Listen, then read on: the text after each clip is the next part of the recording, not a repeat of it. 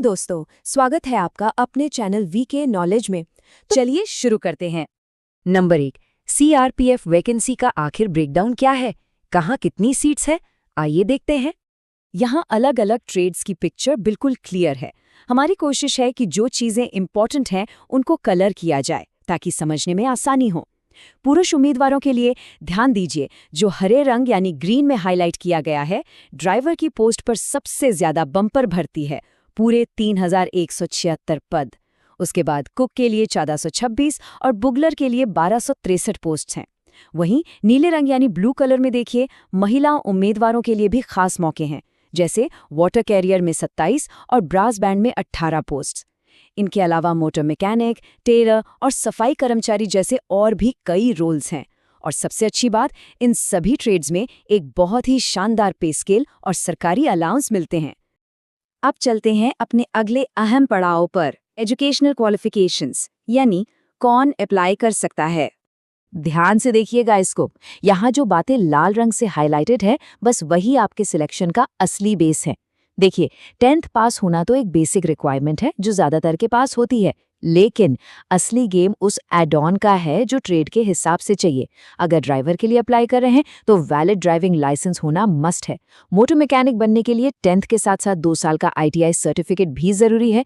अगर Pioneer wing में जाना है तो फील्ड में 1 साल का एक्सपीरियंस मांगते हैं। और बाकी जितनी भी ट्रेड्स हैं उनमें आपकी ट्रेड प्रोफिशिएंसी यानी उस काम में आपकी कुशलता होनी चाहिए।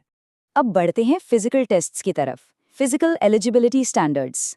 फॉर्म भरने से पहले हर एस्पिरेंट को अपनी कैटेगरी के अकॉर्डिंग एग्जैक्ट फिजिकल स्टैंडर्ड्स पता होने ही चाहिए, इसलिए इनको अलग से हाईलाइट किया गया है। यहाँ नीले रंग में जनरल, SC, EWS और OBC के स्टैंडर्ड्स लिखे हैं और हरे रंग में ST कैंडिडेट्स को जो छूट मिली है वो दिखाई गई है। पुरुष उम्मीदवारों के लिए जनरल कैटेगरी में हाइट चाहिए 170 cms और चेस्ट 80 से 85 cms के बीच। पर ST पुरुष उम्मीदवारों के लिए ये क्राइटेरिया थोड़ा रिलैक्स्ड है, सिर्फ 162.5 cms हाइट और 76 से 81 cms चेस्ट।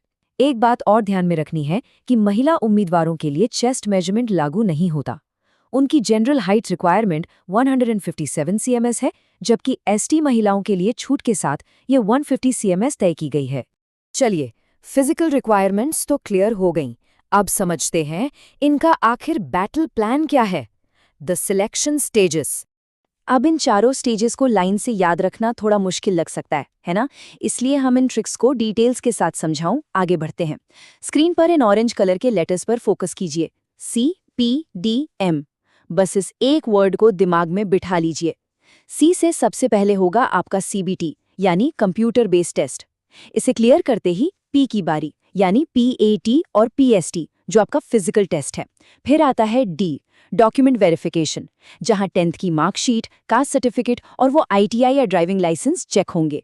और फाइनल स्टेप है M से मेडिकल एग्जामिनेशन। तो बस CPDM याद रखा और पूरा प्रोसेस ऑटोमेटिकली हमेशा के लिए याद रहेगा।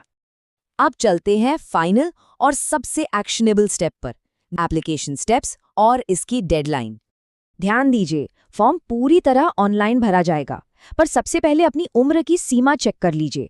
जनरल के लिए एज 18 से 23 साल के बीच होनी चाहिए, OBC के लिए 3 साल एक्स्ट्रा और SC या ST कैंडिडेट्स के लिए 5 साल की आयु सीमा छूट है।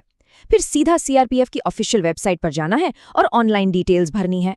पर इन सब में, इस पूरी स्लाइड में सबसे इंपॉर्टेंट बात क्या है? वो डेट जो बोल्ड लाल रंग में हाईलाइट की गई है, 19 मई 2026। इस डेडलाइन को किसी भी हालत में मिस नहीं करना है। तो बस ऐसे ही लगन बनाए रखिए दोस्तों। एक लाइक आप सभी के लिए।